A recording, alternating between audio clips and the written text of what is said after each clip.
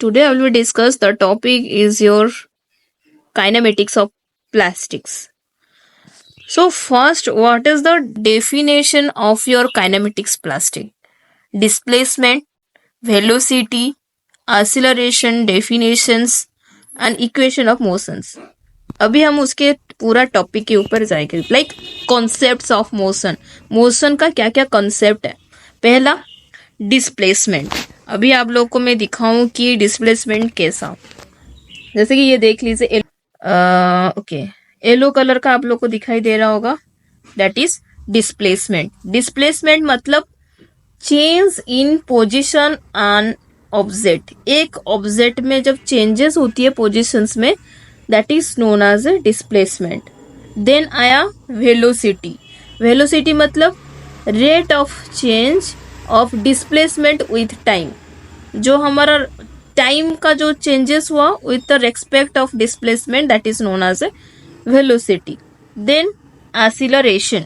Acceleration मतलब rate at which velocity change over time. जो हमारा मतलब rate at which velocity changes, जो हमारा वेलोसिटी रहेगा उसके अंदर जो चेंजेस रहेगा over the time, that is known as a acceleration. Then path. Path मतलब the actual route taken by an object. मतलब एक एक्चुअल पाथ रहेगा ऑब्जेक्ट का, that is known as a path. Then trajectory. The curved path of moving body. तो एक curved path रहेगा उसमें जो अगर मूवी बॉडी मतलब बॉडी मूविंग रहेगा, that is known as a trajectory. Then refraction frame. View points from whose motions is observe, that is reference frame. ये हमारा कॉन्सेप्ट ऑफ व्हाट मोशन रहा. मोशन के बाद हम स्टार्ट करते हैं हमारा next is your kinematics of plastics. Kinematics of plastic मतलब अभी जो उससे पहले था सेम काइनेमेटिक्स ऑफ प्लास्टिक. अभी भी जो कंसेप्ट उसका मोशन गया, कंसेप्ट ऑफ मोशंस. अभी वो एक काइनेटिक ऑफ प्लास्टिक. उसमें हमारा क्या मेन पॉइंट है, न्यूटन सेकेंड लॉ हमारा यूज किया जाता है. Like F equal to M into A. Work energy principles like del K E equal to W.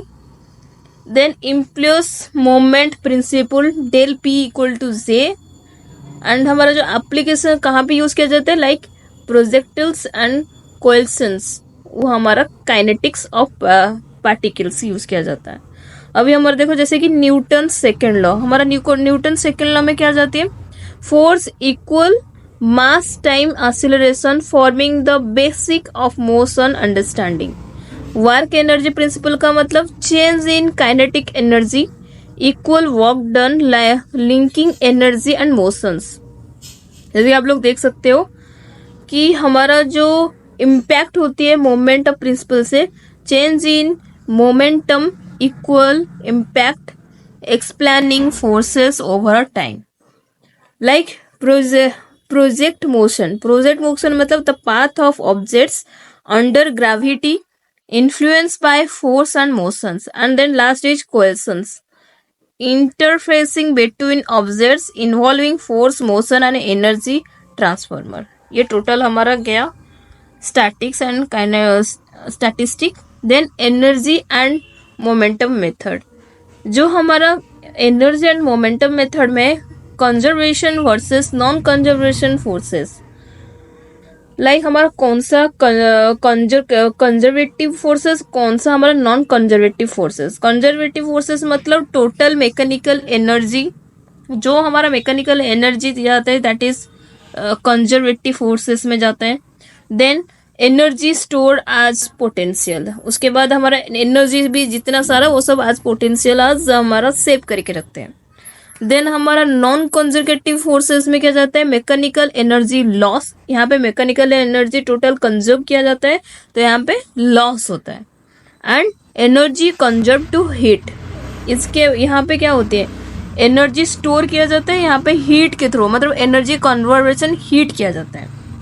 That is the two difference between conservative forces and non-conservative forces. अभी हमारा dynamic of rigid body, तो अभी हम देखते हैं कि dynamic of rigid body क्या है। One is a plan motion, the like plane motion में हमारा क्या आ जाती है, ट्रांसलेशंस एंड रोटेशंस। इक्वेशन में हमारा summation of F equal to M into A G and summation of M G equal to I G gamma. Moment of inertia concept example is a rotating beam, जो हमारा beam वगैरह जो rotating होते हैं वो हमारा एग्जाम्पल होगा dynamics of rigid body.